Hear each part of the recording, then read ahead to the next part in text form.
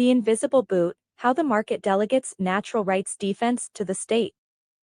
How governments solve the defense problem when markets refuse to.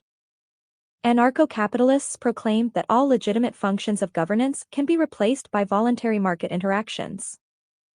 However, the most damning irony of anarcho-capitalism is that the state persists not because of mass delusion or coercion, but because the market itself refuses to provide the very service ANCAPs demand, a cost-effective defense of Lockean natural rights.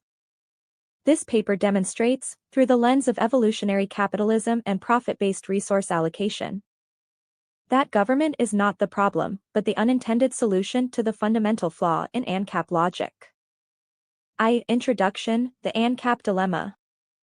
Anarcho-capitalists hold that property rights, voluntarily derived from homesteading and contract, must be enforced without state coercion.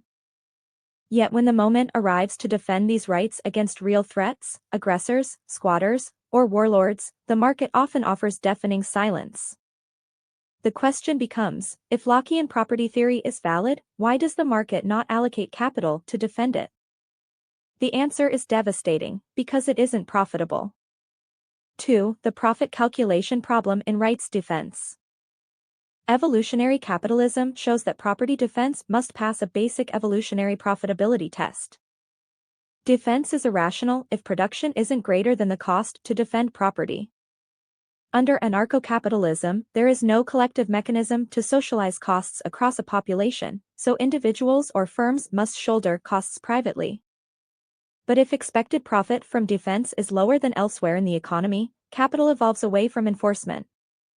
This is why, when no firm is willing to offer market price defense of Lockean property, the government steps in, not because it's efficient, but because no one else will.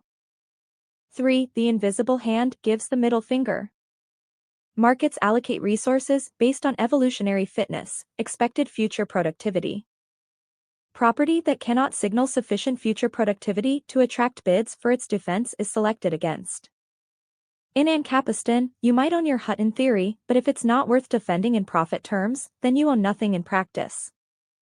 The government, ironically, absorbs this loss-making niche. It enforces rights regardless of economic efficiency, an act that, though irrational in a market sense, appears moral under Lockean delusion. 4. The state as the subsidizer of moral fantasy. What ANCAPs fail to grasp is that the state subsidizes the cost of defending unproductive property, often through taxation. It imposes a collective defense pool to sustain Lockean rights that the market rejects. It's as if the state is the janitor cleaning up ANCAP's ideological mess, ensuring that their rights exist at all, ironically, through the very coercion they condemn.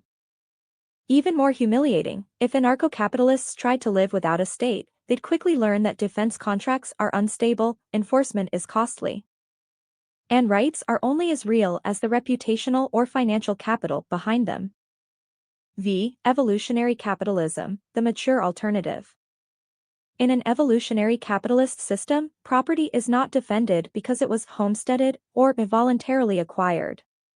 It's defended if and only if expected net productivity from ownership is greater than expected cost of defense. Rights are not sacred, they are rented from the future in exchange for productivity. This system evolves defenders, not because they are moral, but because their defense is profitable. Property defense becomes a bid-based evolutionary function, not a metaphysical entitlement. 6. Conclusion, government exists because ANCAPs are economically illiterate. The greatest irony is this: anarcho-capitalists rely on a system they hate, because the system they love refuses to defend them. The state exists not because people are irrational sheep, but because the market, the great god of ANCAP theology, has rejected their fantasy. When evolutionary fitness demands defense, the market provides it. When it doesn't, the government steps in. Not as a tyrant, but as the last resort contractor for a bankrupt ideology.